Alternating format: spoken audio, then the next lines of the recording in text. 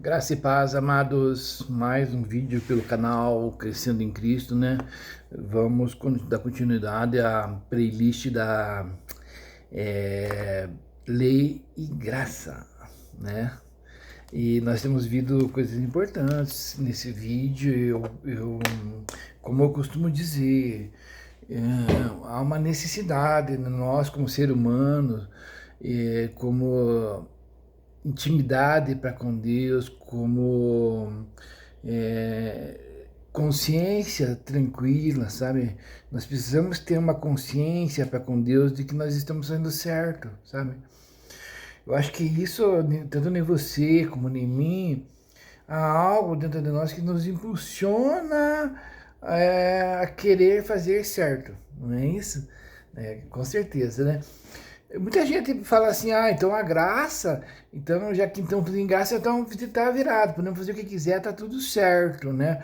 A mentalidade que as pessoas que têm em relação à graça é essa mentalidade, né? Creio eu, né? Pelo que eu tenho visto, analisado, tanto o pessoal que é bem formal em questão à lei, o pessoal, os judeus, né, os judaizantes, os judeus messiânicos, né, quanto outras religiões até também aqui do cristianismo, que buscam guardar a lei como uma forma de se justificar, né, eu, eu e eles estão sinceros, eles querem agradar a Deus, assim como eu também quero agradar a Deus, sabe? E com certeza a gente tem que respeitar cada um, porque eles estão, e nós estamos nessa busca de fazermos as coisas certas para agradar a Deus. Mas eu vejo que eles têm uma visão assim de que como uma pessoa que tem a graça, que é pela graça, ela acha que pode fazer tudo. Não, já que eles acham que é pela graça, então eles podem caminhar do jeito que quiser, podem pecar, podem idolatrar, podem mentir, podem roubar, podem desrespeitar pai e mãe, podem fazer isso que for. Eles acham, eles têm essa visão das pessoas que querem caminhar pela graça, e não é isso. E essa série de vídeos eu estou mostrando como a graça está entrelaçada com a lei, né? É como um corpo, como a lei fosse o esqueleto que mantém o corpo de pé, mas o esqueleto sem a carne, sem as juntas e medulas, não é nada, é só um esqueleto. Mas quando ele ganha a graciosidade da carne, dos músculos, né, o acabamento ali, e o corpo, daí ele fica bem ajustado, né? Ele fica algo mais coeso, sabe? Com uma graça, uma graça libertina, né? Uma ausência de lei, uma anomia, né? Também não procede, porque nós vemos lá quando o Senhor Jesus fala assim, ó, apartai-vos de mim, vós que praticai-vos a iniquidade. Isso lá no final dos tempos, né? Quem que pratica a iniquidade? O que é a iniquidade? A iniquidade é a anomia, é a ausência de lei, né? Então eu vejo que as pessoas têm aquela ideia que nós não, nós somos contra a lei, o que eles não entendem é que a nossa maneira de visão em relação à lei é diferente da maneira que eles têm. Nós entendemos uma maneira diferente, entendeu? Né?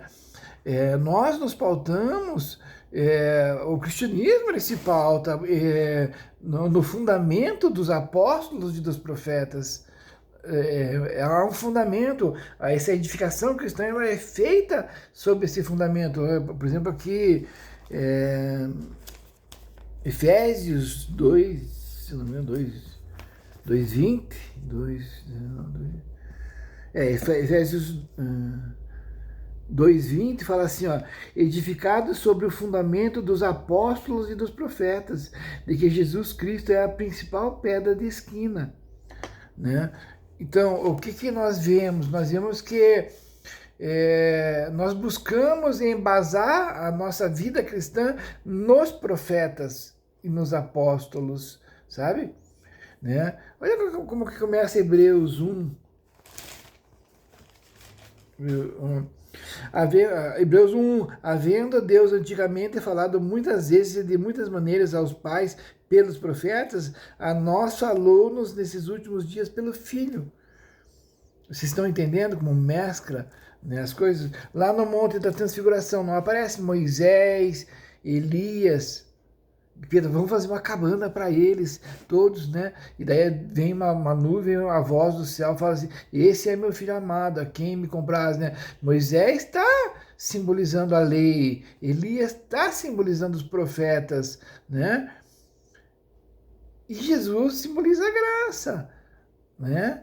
Então eu vejo como há um complemento em tudo isso. E os profetas, a lei, os profetas, os salmos escritos lá, todos falam de Cristo. E nós, que somos da graça, nós cristãos, nós vamos buscar no Antigo Testamento, no Velho Testamento, embasar o que nós cremos que é certo. Né? Olha o que Paulo fala aqui, ó. É importante a gente entender esses entremeios, porque senão fica vago, vamos pensar assim, eles não gostam da lei, não gostam dos... E não é isso. A diferença é que nós vemos a lei como uma sombra. Ele foi explicado na lei, nos profetas lá, como que nós devemos nos portar agora, mas aquilo era uma sombra.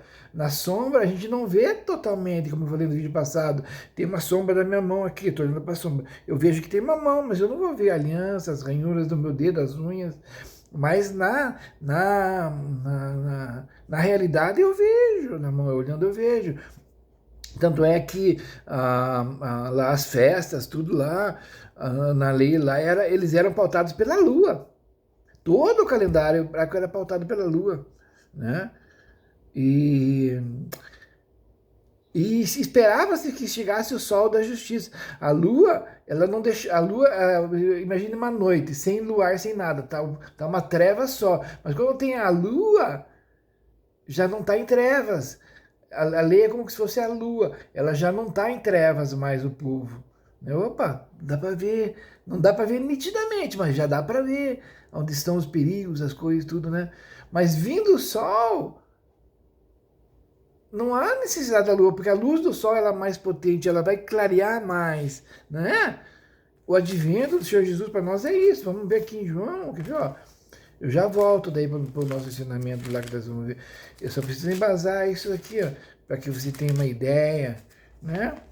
João 1, o Senhor Jesus está vindo ali, João Batista vai dar testemunho de Jesus. Olha o que ele fala aqui, ó. João 1:5.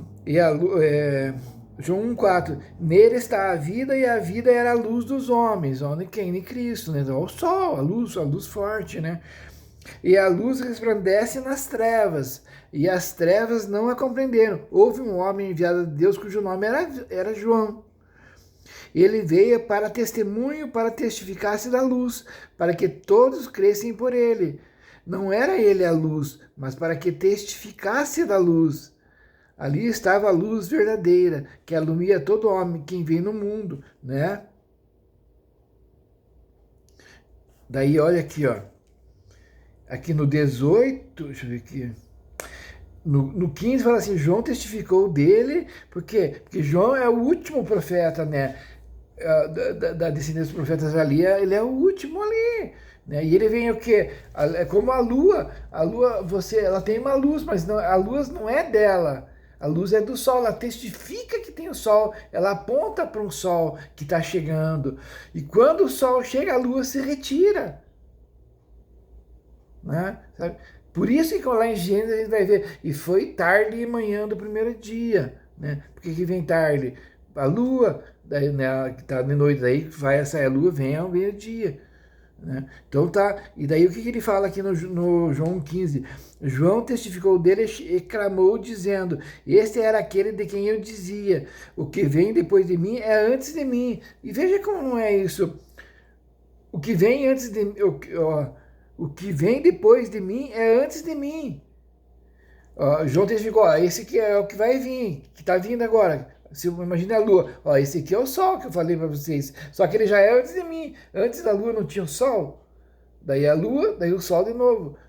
É um ciclo. E daí o que acontece? Daí ele fala assim, ó, no 16, 1,16, João 1,16. E todos nós recebemos também da sua plenitude, graça por graça. Daí ele fala, ó, no 17, porque a lei foi dada por Moisés, a graça e a verdade vieram por Jesus Cristo, né? Deus nunca foi visto por alguém. O Filho unigênito que está no seio do Pai, esse o fez conhecer. Então esse é o testemunho de João, né? O testemunho do profeta, o que é o testemunho? Ele aponta, ele fala, não, eu sou testemunha que ele é verdadeiro, que ele existe. Nós procuramos nos profetas, na lei, na Torá, lá, a prova de que é verdade que Jesus existe. Vocês conseguem entender isso como é maravilhoso? Por isso que depois, que há um momento que a lei se retira, ela é um aio, como Paulo fala lá em Gálatas, né? Há um momento que ela se retira, né? E entrega para graça, como a gente leu aqui, né? Lá, vamos ver aqui, Gálatas. Só para fortalecer o pensamento, eu já entro daí nos versículos, irmão. Gálatas. Novamente, a gente está lendo bastante esses versículos. Pode ser redundante, mas são importantes, né? Gálatas 3, 23, vai falar assim: mas antes que a fé viesse, estávamos guardados debaixo da lei e encerrados para aquela fé que se havia de manifestar, de maneira que a lei nos serviu de aio para nos conduzir a Cristo, para que pela fé fôssemos justificados. Mas depois que a fé veio, já não estamos debaixo da lei, porque todos sois filhos de Deus pela fé em Cristo. Então ela cumpriu o seu papel, ela nos trouxe até Cristo, né? Consegue entender isso? O Hebreus vai falar a mesma coisa aqui, ó, né?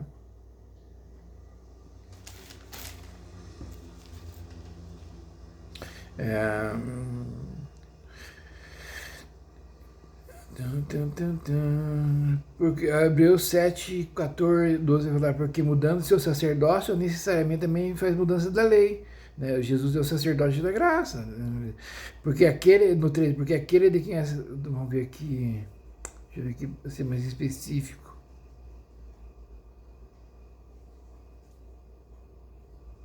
no 16, 7 e 16, e muito mais, que não foi feito segundo a lei do mandamento carnal, mas segundo a virtude da vida incorruptível, porque dele assim se testifica, tu és sacerdote eternamente segundo a ordem de Melquisedeque. Daí no 18, porque o precedente mandamento é abrogado por causa da sua fraqueza e inutilidade, pois a lei nenhuma coisa aperfeiçoou e dessa sorte é introduzido uma melhor esperança, pelo qual chegamos a Deus. Tá? Então, né, e daí Hebreus 10:1, Hebreus 10 vai falar, porque a lei ela é sombra dos bens futuros e não a imagem exata das coisas, né? Que aqui nós vamos pegar onde que nós paramos no vídeo passado, que é na caducidade da letra, o envelhecimento da letra. Então, porque a ideia do Senhor era a obediência e não o sacrifício, mas entrou os sacrifícios, né? O irmão que está assistindo esse vídeo, retorna na playlist no meu canal, lá na playlist Lei e Graça, e no vídeo anterior é esse, se não me engano é o vídeo 3, né? E daí lá o irmão vai ver eu falando sobre isso, né? Que é onde a gente parou, o envelhecimento da letra, né? A caducidade da letra, que está lá em Romanos, deixa eu ver aqui, 7:6, Romanos 7:6, olha aqui, ó. Romanos 7:6. Mas agora estamos livres da lei, pois morremos para aquilo em que estávamos retidos, para que sirvamos em novidade de espírito, não na velhice da letra, né?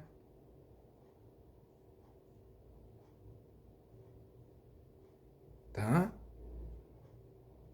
Então, o que que acontece, né?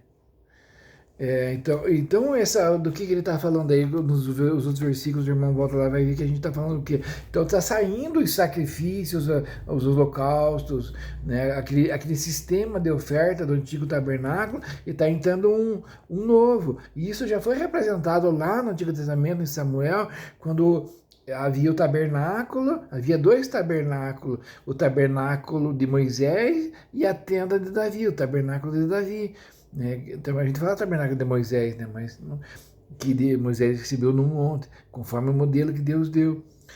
Então lá nesse tabernáculo, a Arca da Aliança não estava no Santo dos Santos, ela acabou indo parar na tenda de Davi, e Davi instituiu uma ordem sacerdotal diferente daquela ali, onde ele levantou, organizou os levitas, organizou os compositores, os músicos, os ministérios ali, né? Adoração 24 horas. Nossa, foi tremenda a revolução que foi feita lá, profetizando algo que vinha acontecer aqui agora, né? Por isso que lá em Atos 15, quando dá essa peleja do pessoal, dos judaísmos, aquela peleja que Paulo tem que confrontar Pedro de cara a cara, de cara a cara, em relação aos procedimentos judaicos, Tiago, quando se levanta, em Atos 15, ele fala assim, vamos se lembrar, isso aqui já estava lá, né? Tornarei a reedificar o tabernáculo de Davi. Né? Por que ele está falando isso? Porque aquele sistema lá, aí eles entenderam que aqui estava acontecendo. Havia o templo, onde estava tendo sacrifício, e havia a igreja, que é o templo do Deus vivo. Então, 2 templos ao mesmo tempo, né? Até que depois, no ano 70, por Antíoco Epifano, foi destruído o templo de pedra, né? Como Jesus tinha profetizado, tinha falado, não ficará pedra sobre pedra, disso aqui, né? Mas permaneceu o templo como igreja, onde o Espírito Santo mora, né? Então aqui em Atos 15 ele vai falar assim, ó. Então tá havendo essa peleja ali nesse concílio que eles fizeram ali, que Paulo teve que vir ali. Ó como é que começa o título aqui na minha Bíblia, você tem assim mesmo, Atos 15, vai falar assim, a questão acerca do rito mosaico e a Assembleia de Jerusalém e sua decisão. E no 15:13, fala assim, e havendo-se eles calado, tomou Tiago a palavra dizendo, varões e irmãos, ouvi-me. Simeão relatou como primeiramente Deus visitou os gentios para tomar deles um novo para o seu nome. Com isso, concordam as palavras dos profetas, como está escrito, depois disto, voltarei e reedificarei o tabernáculo de Davi, que está caído, levantá-lo-ei das suas ruínas e tornarei a edificá-lo. Tiago, ele usa o quê? O fundamento dos apóstolos e dos profetas lá. Ele pega lá dos profetas para embasar essa situação que está acontecendo aqui. Paulo, ele utiliza do que para formar as cartas dele? Ele utiliza lá dos profetas. A sombra ele traz para a realidade e embasa aqui. Sabe? Então, o que nós buscamos fazer é embasar, o entendimento que nós temos da lei não é um entendimento de cumprir a literalidade da lei.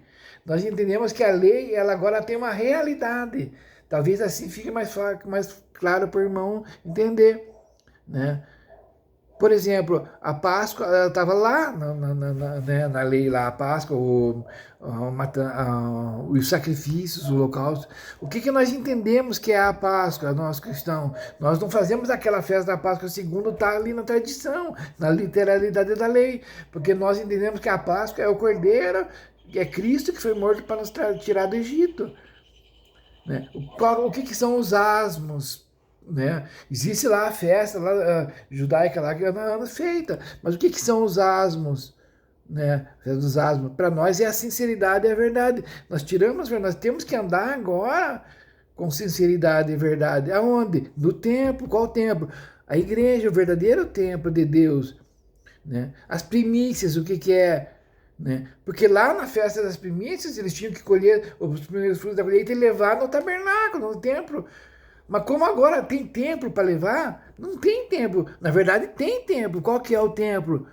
Né? O templo de pedra era uma representação, o tabernáculo era uma representação da igreja, do verdadeiro templo. O tabernáculo, o templo, eles eram uma sombra de uma realidade. A sombra era o quê? O tabernáculo. A realidade é o quê? A igreja, que é o corpo de Cristo. Tudo se cumpre em Cristo e, consequentemente, na igreja. Tá, irmão? Então, e as outras festas também, as outras nuances ali em relação à lei também. Então, isso não faz com que nós descumpramos a lei. Faz com que, pelo contrário, faz com que nós cumpramos ela, mas da forma correta. Você consegue entender isso? Por isso é retórica a pessoa falar assim, você não cumpre a lei. Não, negativo. Nós cumprimos a lei, né? Por isso que Paulo fala lá assim, ó. Olha como Paulo fala aqui em Romanos, ele fala assim, ó. Os judeus, não tendo lei, eles cumprem a lei. Os judeus, os gentios, aqui ó, Romanos 2, 15, 14. Porque quando os gentios que não têm lei fazem naturalmente as coisas que são da lei. Eles não estão lei, mas eles fazem naturalmente as coisas que são da lei. Por quê? Porque os judeus, eles cumpriam a lei literal, né? E cabe a eles cumprir a lei literal. E eu não sou contra, meu irmão. Quer cumprir, cumpre. Mas não obriga nós a cumprir. Esse era o discurso lá de Paulo. Paulo, se quer fazer, faz, tudo bem. Mas eles não são obrigados. Não dá para nós colocar esse encargo sobre eles. Vocês conseguem entender isso? Né? Então os pais mostram a obra da lei escrita em seus corações, porque lá a lei ela era para parar no coração do povo, mas Deus viu, quem dera esse povo fosse assim, eles fizessem tudo o que eles estão falando, mas esse povo é um povo de coração obstinado, e em outras passagens vai falar que eles têm um coração duro, um coração de pedra. Por isso que a lei, em vez de me parar no coração, que era o desejo do Senhor Deus, que a lei viesse parar no nosso coração e nós caminhássemos na lei. Ela foi parar em tábuas de pedra e foi quebrada daí por Moisés. Mas daí, Deus, por Jeremias, por Ezequiel, Deus profetizou: vou fazer um novo concerto, um novo pacto, Bereshit, né?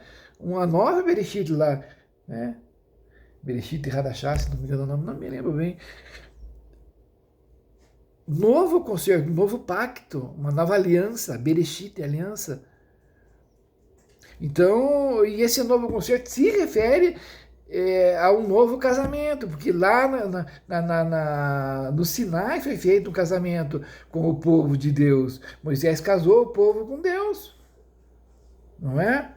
Mas eles adulteraram e quebraram o relacionamento, por isso entrou as obras da lei, né? Só que agora, e repare que é 50 dias depois que eles saem do Egito, lá no Sinai. E lá no Sinai, 3.000 homens morrem, porque os levitas pegam a espada e matam 3.000 homens. E 50 dias depois de Cristo lá, vem o Pentecostes. 50 dias depois da Páscoa, irmão. Veja como bate tudo. E no Pentecostes o que acontece? Lá no Sinai, 3.000 almas morrem. No Pentecostes, ali em Atos, acontece o quê? No discurso de Pedro, 3.000 almas vivem. Tá conseguindo pegar assim, na realidade, irmão? E quando você começa a ter esse entendimento, o véu sai e você não olha mais pelo véu de Moisés, como ele fala aqui em 2 Coríntios, se abre um novo campo. Deus começa a te revelar a realidade da lei. Não é você descumprir a lei, é você conhecer a realidade da lei, não mais a literalidade. Por isso que ele fala aqui em 2 Coríntios 3, ele vai falar assim, ó, 3:12. Tendo, pois, tal esperança, usamos de muita ousadia no falar, e não somos como Moisés, que punha um véu sobre a sua face, para que os filhos de Israel não olhassem firmemente para o fim daquilo que era transitório, mas os seus sentidos foram endurecidos, porque até hoje o mesmo véu está por levantar na lição do Velho Testamento, o qual foi por Cristo abolido. Olha aqui, irmão, não sou eu que estou falando, eu peço que você com sinceridade e coração aberto, leia o que eu estou lendo aqui. Então há um véu, quando a gente lê Moisés, a gente lê o Antigo Testamento, com o véu a gente não vai ver, é com a sombra, a gente vai ver que tem uma mão lá, mas eu não vou ver os detalhes que tem na mão. Opa, tem uma aliança, tem as ranhuras, tem uma unha, tem isso, aquilo. Lá na sombra nós vimos, lá no Antigo Testamento nós vimos Cristo no sacrifício. Nós vimos no altar de incenso, nós víamos uma coisa, mas na sombra, mas na realidade nós vemos outra. E isso abre um leque, irmão, de profecia que você não faz ideia.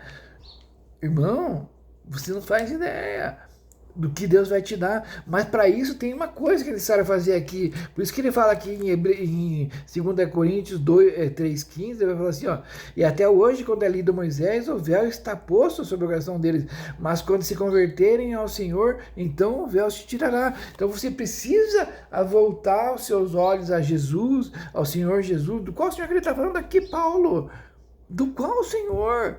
ao Senhor Jesus. O véu se tirará. Irmão, por isso que eu li lá Salmo 34,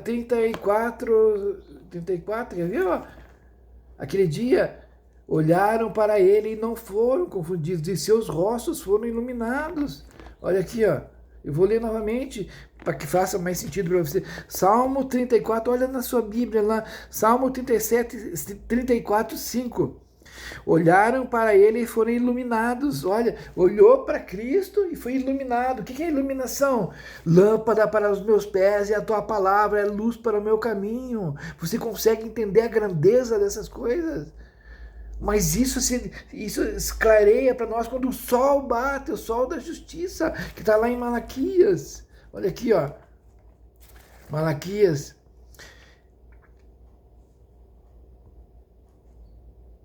Deixa eu pegar aqui. Agora que eu falei, eu vou ter que achar. Ai, ai, ai, ai, ai, ai.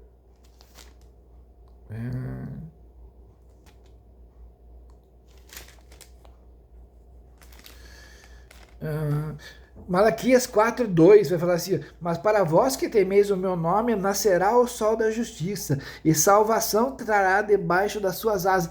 Quem que nasceu e trouxe salvação debaixo das suas asas? Quem? Perdão, desculpa, estou alterando aqui. Né? E saireis e crescereis como bezerro no cevador. Eita glória! Eu vi um vídeo esses dias, os caras fecharam os bezerros lá, acho que nos Estados Unidos, lá na estrebaria, e eles ficaram o inverno inteiro fechados lá. E daí quando veio a primavera, assim, o início do verão, assim, aqueles pastos estavam verdinhos, assim, e daí chegou o momento deles soltar os bezerros. Daí tinha uma galera filmando, assim, quando eles abriram os portão da estrebaria, assim, os bezerros saíram, olharam aquilo lá, eles saíram veiaqueando, assim, né, pulando, assim, de alegria, assim, e essa passagem que fala assim, saltareis e pulareis como os bezerros no cevador. Olha onde que nós chegamos com o Senhor Jesus Cristo. Por isso que Paulo fala tanto, se vocês se deixarem circuncidar, porque se circuncidou é obrigado a guardar toda a lei, novamente retornar para as obras da lei. E daí está debaixo da maldição, porque nas obras da lei, ano a ano tinha que fazer sacrifícios, como os pecados eram cobertos só ali, até que chegasse o Messias. E o Messias chegou. Você está entendendo? Então tá, vamos agora, tendo dito isto, vamos para a segunda parte. Nossa, 27 minutos, meu irmão. Vamos entrar aqui, senão não vai dar tempo. Acho que eu vou ler só o Salmo 50 aqui, depois nós continuamos. Daí com o Salmo 50 aqui, eu encerro essa parte da caducidade da letra, que começou no vídeo passado, e nessa parte eu termino. Vamos ler o Salmo 50, meu irmão, para a gente ver lá. Então, no vídeo passado eu li ali que Salmo 46 ao 8, Salmo 141, que fala que agora os sacrifícios o nosso louvor, o levantar das mãos limpas. Esse caminho eu li Hebreus, aqui também, Hebreus 13, deixa eu ver aqui, Hebreus 13, 15, portanto ofereçamos sempre por ele a Deus sacrifício de louvor, isto é, o fruto dos lábios que confessam o seu nome, né? Tá entendendo? E tem várias maneiras de oferecermos sacrifício agora, que não é mais o holocausto, o sacrifício, porque obediência quer e não sacrifício, né? No Salmo 50, vamos lá, para a gente não deixar muito grande esse vídeo, meu irmão. Vamos ler aqui também. É tremendo, meu irmão, esse Salmo 50 aqui. Olha aqui, ó. Já estou chegando. Cheguei. Aqui, ó. O Deus poderoso, o Senhor falou e chamou a terra desde o nascimento do sol até ao seu ocaso. Deus chamando a terra, né? Desde Sião, a perfeição da formosura resplandece Deus. Deus, ele resplandece na natureza. A ordem das coisas. Deus fala, o sol, ele obedece todo dia. Você vai ver o sol vindo, nascendo e indo dormir. E a lua, a mesma coisa. Né? Daí o limite para os Marte está tudo organizadinho sobre as coisas de Deus. Irmão, Deus é tremendo. Daí no 3, virá o nosso Deus e não se calará. Adiante dele um fogo irá consumindo e haverá grande tormenta ao redor dele. Chamará os céus do alto e a terra para julgar o seu povo. Por quê? Porque a terra caminha em obediência ao Senhor. As coisas que Deus criou, elas caminham em obediência ao Senhor. E elas vão testemunhar contra nós, que desobedecemos a fala do Senhor, né? Por isso que lá em Hebreus, em 3 ou 4, ele vai falar assim, ó, portanto, se ouvires a voz do Espírito, não endureçais os vossos corações. Mistura a palavra com a fé, porque eles lá quando eles saíram, eles estavam no deserto, eles não entraram por causa de um duro coração de incredulidade, de não crer. Crer em quem? Em Jesus.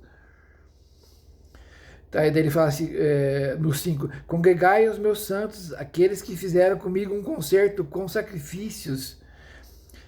Ó, congregai, daí vou falar, não, mas então, olha aqui, ó, tá falando lá daquele tempo que fizeram um sacrifício. Será? Vamos ver aqui. Ó. E os céus anunciarão a sua justiça, pois Deus mesmo é o juiz. Santos fala de quem? Certo? Ouve, povo meu, e eu falarei, ó Israel, e eu, Deus, o teu Deus, protestarei contra ti. Não te repreenderei pelos teus sacrifícios ou holocausto de contínuo perante mim. Não é por causa dos holocaustos e sacrifícios que Deus vai repreender. Olha aqui, ó. Da tua casa não tirarei bezerro nem bodes dos teus currais, porque é tudo dele. Por que você vai dar algo que já é dele? Você acha que é isso que ele quer? Daí ele fala aqui, ó, no 9, no 10, porque meu é todo o animal da selva e as alimarias sobre milhares de montanhas, é tudo dele. Então o que você vai oferecer que já é dele, carneado lá. Daí no 11 ele fala, conheço todas as aves dos montes, e minhas são todas as feras do campo. Se eu tivesse fome, não te diria, pois meu é o mundo e a sua plenitude. Se Deus tivesse com fome, ele não ia comer um boi caprichado. Ele está fazendo uma analogia aqui para você entender. Né? Comerei eu carne de touros? Ou beberei sangue de bodes? Ele está fazendo uma pergunta aqui. Daí no 14 ele fala, oferece a Deus sacrifício de louvor e paga ao Altíssimo os teus votos. Asaf estava no mistério quando escreveu isso aqui, meu irmão. Olha isso, cara. Meu irmão. Oferece a Deus sacrifício de louvor e paga ao Altíssimo os teus votos. Invoca-me no dia da angústia e eu te livrarei e tu me glorificarás. Aí vamos continuar aqui. Vamos ler o último versículo aqui. Então vamos ver o que ele quer. Que olha aqui o caminhar na lei que está dentro do Novo Testamento agora. Mas o ímpio diz, que tens tu que recitar os meus estatutos e que tomar o meu conserto da tua boca, pois aborreces a correção e lanças as minhas palavras para detrás de ti. Quando vês o ladrão, consentes com ele, e tens a tua parte com os adúlteros. Soltas a tua boca para o mal, e a tua língua compõe o engano. Olha, é sério isso, meu irmão. Boca. Assentaste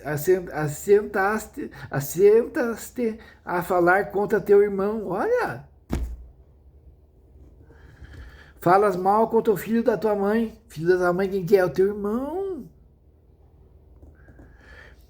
Estas coisas têm... Por isso que se ama teu próximo, daí é diferente, que a nova lei que depois a gente vai entrar. Estas coisas tens feito, e eu me calei. Pensavas que era como tu, mas eu te erguirei, e em tua ordem tudo porei diante dos teus olhos.